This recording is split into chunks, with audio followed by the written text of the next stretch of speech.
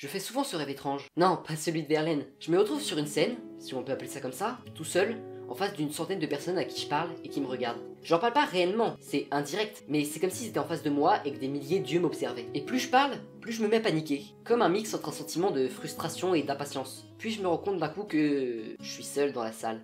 Seul? Enfin non, pas vraiment. Quand je lève les yeux, je vois un monstre avec un œil qui me regarde. Ouais, un seul œil, et il me regarde fixement.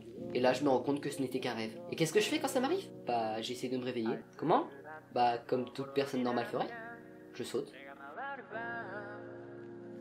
Connaissez-vous Eve? Personnellement, j'ai découvert ce chanteur en 2020 avec Inochi no Tabekata, avant que son talent ne s'exporte vraiment chez nous grâce à l'opening 1 de Jujutsu Kaisen. Mais je vais pas faire le mec underground, je faisais pas vraiment attention aux musiques qu'il faisait jusqu'à récemment. Moi, c'est plutôt l'année suivante, vers fin 2021, que je me suis vraiment penché sur lui, ou tout du moins sur les musiques qu'il faisait. Et on peut dire que je suis tombé amoureux de ses chansons. A commencer par Okini Mesumama ou As You Like It, probablement encore ma musique préférée de Eve. Il y a tout dedans, une mélodie entraînante, des paroles bien écrites, un clip super cool et un storytelling incroyable. Car oui, loin de se contenter de quelques rimes riches, cette musique nous raconte sa propre histoire, bien plus complexe et intéressante qu'un quelconque animé de saison un peu nul. Ici, d'après mon interprétation des paroles et des images, on nous raconte l'histoire d'un garçon et d'une fille qui s'aiment, mais qui ne comprennent pas leurs sentiments l'un comme l'autre. Ainsi, le garçon est timide et a du mal à avouer à elle comme à lui qu'il est amoureux. On ressent bien dans toute l'ambiance colorée et dispersée ce sentiment d'un amour puissant mais pas uniforme, au point qu'il n'est plus qu'une sorte de schmilblick. Cette musique trouve sa suite dans un autre clip de Eve, Don't Replay the Boredom. Cette fois-ci, on est du point de vue de la fille, à un moment postérieur dans une ambiance plus pesante, contrastant avec la mélodie entraînante. Si As You Like It parlait de ne pas abandonner même quand c'est difficile et du fait que parfois il faut savoir agir même quand ça peut sembler trop tard, ici on nous expose l'exact inverse, en nous disant qu'il arrive que quand quelque chose est trop douloureux, il faille savoir le laisser derrière et juste passer à autre chose, et que ce n'est pas grave. Ok, parler de ces deux musiques, ça m'a permis de vous introduire au storytelling dans les clips de Eve. Mais maintenant, si je vous dis que ces clips vont beaucoup plus loin que ça, et qu'ils ont tous un lien entre eux, racontant, quand ils sont mis bout à bout, une histoire plus complète au travers d'un univers étendu, s'étalant certes sur des musiques vidéo, mais ayant aussi son propre manga et light novel. Laissez-moi vous en dire plus. Tout commence en mai 2017, quand Eve sort le clip Literary Nonsense, mettant en scène un homme vêtu de noir qui a la particularité de ne posséder qu'un seul œil. Il est grand, fin, a des gants blancs et semble avoir une drôle d'influence sur son environnement, dansant avec des petites et étranges créatures. Rien de vraiment bizarre jusque-là pour une musique vidéo japonaise, sauf que ce personnage revient régulièrement dans les clips de Eve, à commencer par octobre de la même année où il semble apprécier se moquer de cet acteur sans visage dans Dramaturgie.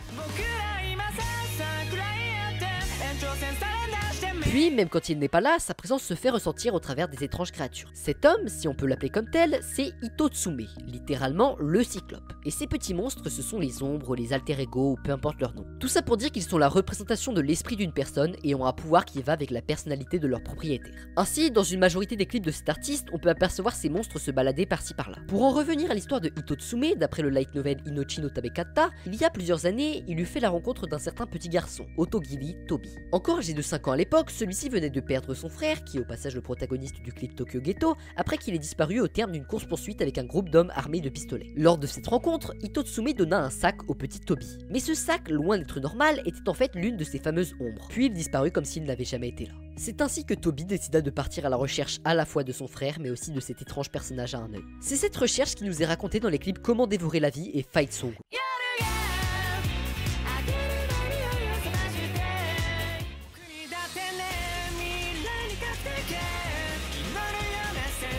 On voit très bien Tobi à la fois déambuler dans les rues de Tokyo souterrain demandant aux gens s'ils n'ont pas vu ces deux personnes, mais on en aperçoit également toute la solitude et le vide laissé par la disparition de son frère. D'ailleurs, c'est cette solitude qui le poussera à aider la petite dragonne dans Fight Song car il se reconnaît en elle. Les péripéties de Tobi et sa rencontre avec Hitotsume est ce qui va amener quelques années plus tard aux événements du manga Kara no Kyoku, qui, contrairement au Ellen, est directement scénarisé par Eve. Dans celui-ci, on nous raconte l'histoire de Tsukumo Rei, un jeune garçon vivant tout seul qui, le jour de sa rentrée au lycée, va commencer à voir de drôles de monstres pullulants dans Tokyo et va faire la rencontre d'un homme à un œil. Vous l'aurez compris, ces monstres sont les ombres et l'homme à un œil est Hitotsume. Et bien sûr, le fait de voir les ombres, ce qui n'est pas quelque chose de courant, va l'amener à faire la rencontre de Tobi. vagabondant dans les rues de Tokyo en chassant les ombres maléfiques. Ils vont alors former une coopération. Je vous en dis pas plus, déjà que je vous ai fait un beau résumé de la colonne vertébrale de cet univers, et je vous conseille plutôt d'aller lire directement le manga comme le LN si vous voulez en apprendre plus. Tout ça pour dire que Eve a tout un lore qui entoure ses œuvres. Et bien plus qu'un simple musicien ou chanteur, on peut le considérer comme un auteur en soi. Et un plutôt talentueux d'ailleurs pour réussir à mettre en place sur plusieurs années un univers qui s'étend et se complète sans arrêt, sans devenir incohérent. Surtout que là, je n'ai parlé que de la partie émergée de l'iceberg, loin d'être parti dans les détails en analysant chaque phrase de ses chansons, ou en utilisant les événements d'Adam by Eve, son moyen métrage mélangeant ses musiques, son lore et une histoire originale, que je vous conseille également d'ailleurs. Bon, que conclure de cette vidéo? C'est simple, allez écouter Eve. Vous aimez les openings? Allez écouter Eve, c'est probablement le chanteur récent qui s'impose le plus dans le monde des animés. Vous skippez les openings pour aller directement à l'épisode? Allez quand même écouter Eve, même si vous n'êtes pas un fan inconditionnel des musiques, tout le lore et les histoires qu'il y a derrière devraient vous intéresser si vous aimez les animés. Vous n'avez pas envie de vous investir pour comprendre le lore? Allez écouter Eve, même en regardant simplement chaque clip individuellement, ça fait sens et on peut comprendre un message différent et inspirant à chaque fois. Vous n'êtes pas particulièrement un fan d'animé mais juste la J-pop? Allez écouter Eve, c'est probablement l'un des chanteurs connus de J-pop les plus uniques, que ce soit sur son timbre de voix